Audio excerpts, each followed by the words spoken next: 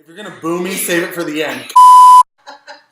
I need a drink. Oh, look. Why don't you edit that out? I don't know. I don't know what's gonna happen. Welcome to our new house, by the way. You know what the best part of being an alcoholic is? Is that nobody expects anything from you. Well, you know, I saw on Facebook that Anthony finished another bottle of wine. I'm starting to think he grows the grapes himself. I heard he'll drink a bottle of Scope just for the alcohol content. It's true. It's amazing. It's amazing. Nothing. I can do nothing. And when I do something, everybody thinks I climbed Mount Everest. Did you see on Facebook where Anthony brushed his teeth this morning? Christ, this must be the rapture. All right, that's enough. No, seriously, nobody expects shit from me. I could die right now. I could drop dead on these fake hardwood floors. Nobody would bat an eye. But if I don't know, published a book. Oh, wait.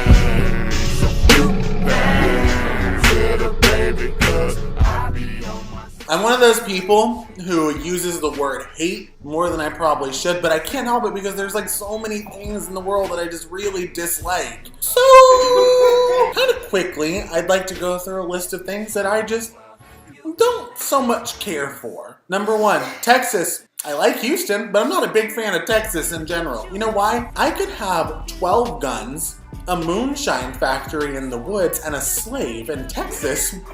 Wouldn't care. But the minute a woman decides what she wants to do with her body, or a child decides to get properly educated, Texas suddenly has something to say about it. And that's wrong.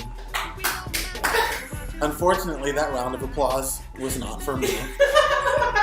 Number two! Hipsters. Hipsters are literally my least favorite kind of person. I don't know what you're trying to prove. I don't know why you're wearing so much flannel, but if you're gonna wear that much flannel, you either need to go cut down that dead tree in the backyard, or you need to make me a stack of pancakes. Because quite frankly, there's no excuse. I know you think you're being ironic, but you're not being ironic by revisiting decades we're better off without going back to. It's not ironic anymore. Stop playing your Game Boy. Stop taking a typewriter to Starbucks. You know what would be ironic? If you got a job. Have some self-respect.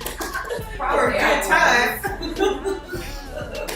Which brings me to my next point. I hate people who say they're suffering for their art. You're a barista, all right? The only person who's suffering is me, because that's not what I ordered. And by the way, you smell. I don't like people who can't drive. I was in the car the other day, and I got behind this person who pulled into the turning lane, and then I pulled into the turning lane, and I thought, oh, they're gonna turn because the light's green. But then they stopped and they looked at the light and then they looked at me in their rearview mirror and I looked at them and we made eye contact like this. And then they looked back at the light and then they didn't go anywhere. You know what? I thought to myself, you must be a special, colorblind kind of. You know what else I hate? I hated Anne Hathaway's performance in Les Miserables. I don't think she deserved that Oscar. Quite frankly, I think I could have sang I Dreamed a Dream and died better than she did. Let me warm up my voice. I'm not gonna sing the song.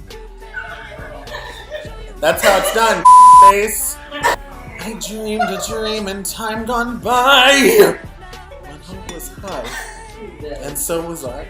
I'm not a big fan of the Republican Party. I just feel like the Republicans are the only people in the world who can look at a situation and look at themselves and then think, how can we make this worse? There was another group of people who were like that too, and I can't think of what they were called. It's on the tip of my tongue. Nazis. There you go. I'm not terribly a fan of people who are pro-life. I'm not sorry I say that, because I think women have the right to do whatever the they want to with their bodies, and it's not our place to tell them. And quite frankly, I don't understand the mentality. You don't want women to have abortions, but you also don't want them to have affordable health care so they can have alternatives to having abortions. So why don't you figure out what the you're doing and then get back to me? You can call me at 713-397-71. I don't actually remember my phone number. Amen. Woo! Side, or I will come through this computer and will have a stern conversation with you, because I'm not a fighter. I'm a lover, and not even a good one. Ask anyone I've slept with. No, I saw something on Facebook the other day, and it was like, people who are pro-choice aren't annoyed by pro-lifers. They're annoyed by their conscience. No, I'm not. Because if I were annoyed by my conscience, I would take my affordable health care, and I'd go down to a psychiatric clinic, and I'd have that shit aborted too, okay? Which brings me to my next point, children. I don't know why you think you need to procreate. Children are just little people who are always behaving like they're drunk, but who aren't old enough to drink. And I don't want to deal with people who aren't old enough to drink. I'm sorry, I'm the oldest of 9 children. My father has, at this point, maybe 60. My mother has 5. At this point, it's kind of like her vagina is like a slip and slide. So pardon me if I can't stand children. I've been around them too long. Those are some of my least favorite things, and if you have a problem with it, you can go f*** yourself, because quite frankly, I don't care.